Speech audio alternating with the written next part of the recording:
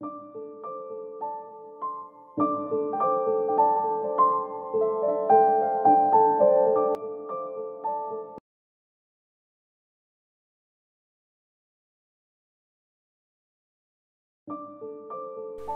80 tahun ini buka warung mie dan laris manis. Dilarang masuk dapur pembelinya ya. Ternyata, pernah kalian melihat resto yang menjual makanan siap saji ramai dikunjungi pembeli?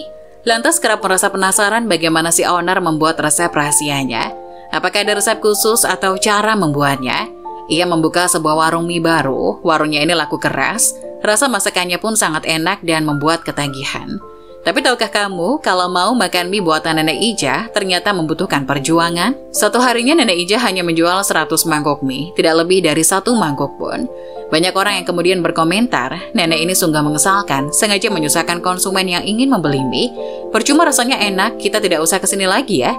Tapi setiap harinya tetap saja banyak orang yang mengantri dari pagi untuk menikmati mie buatan Nenek Ija. Nenek Ija yang melihat antrean itu merasa sangat senang. Saya tahu banyak orang ketagihan. Suatu kali, ada seorang konsumen yang membeli 1 mangkok mie dan kemudian diam-diam menyelinap menuju dapur. Nenek Ija yang melihat hal itu langsung mencegatnya dan berkata, "Apa yang kamu lakukan? Apakah kamu tidak baca bahwa dilarang masuk ke dapur?"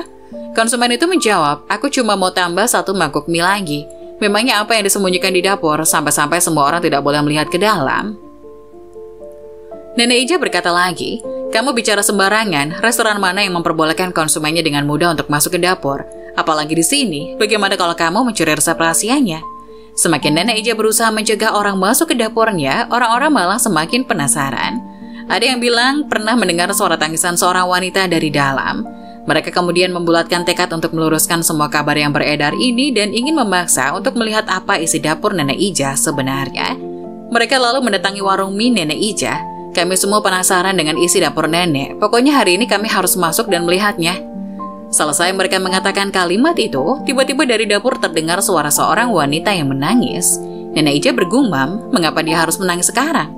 Dengan enggan Nenek Ija membuka pintu dapur. Seketika orang-orang itu melihat seorang wanita yang sedang membuat adonan mie sambil menangis dan menyanyikan lagu yang tidak mereka mengerti. Tiba-tiba ada seseorang yang berkomentar, "Mana bisa mempekerjakan orang gila di dapur?" Nenek Ija menjawab, "Ia berasal dari desa yang sama denganku. Tahun lalu suaminya meninggal dan dia sangat terpukul. Tapi mie buatannya sangat enak, karena itulah aku membuka warung mie ini. 100 mangkok mie yang dijual per hari itu semua dibuat dalam pengawasanku dan aku jamin semuanya aman. Semua mie yang dijual itu adalah mie yang dibuat saat dia belum menangis, jadi benar-benar aman. Resep mie ini adalah ia dan suaminya yang menemukan, sehingga ketika membuat mie ini, ia bisa tiba-tiba teringat suaminya yang sudah meninggal.